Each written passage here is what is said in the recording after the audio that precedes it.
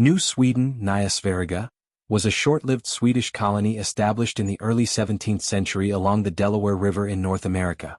While its time in the New World was brief, lasting only from 1638 to 1655, it represents an important chapter in the history of European exploration and colonization in the Americas. The colony was primarily focused on trade, agriculture, and establishing a Swedish presence in the competition with other European powers for control over North America. Establishment and early development. In 1638, the Swedish South Company, a group of Swedish investors, established New Sweden by founding Fort Christina, present-day Wilmington, Delaware, in honor of Queen Christina of Sweden. The colony's main economic activity was the fur trade, which involved cooperation with local indigenous tribes, such as the Lenape. The Swedish settlers relied heavily on alliances with the indigenous peoples to conduct their fur trade, exchanging goods like cloth and metal tools for valuable furs. The settlers of New Sweden also engaged in agriculture, growing crops such as tobacco, corn, and grains, which supported their small but growing community. Swedish and Finnish colonists, many of whom were skilled in farming and forestry, played a key role in establishing the colony's foundations. Conflict with the Dutch and the end of New Sweden.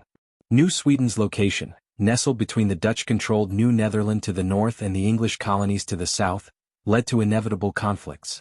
In 1655, the Dutch, led by Peter Stuyvesant, launched a military campaign to seize the Swedish colony. The Dutch forces swiftly defeated the Swedes and took control of the colony, effectively ending Swedish colonial efforts in the Americas.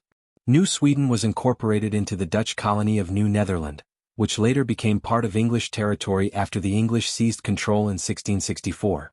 Legacy of New Sweden. Although New Sweden was short-lived, it left a lasting cultural imprint on the region. Many Swedish settlers remained in the area after the Dutch takeover, and their influence can still be seen in the culture, place names, and traditions of the Delaware Valley. The Swedish architectural style, including the famous log cabin, is considered an enduring contribution to American building techniques.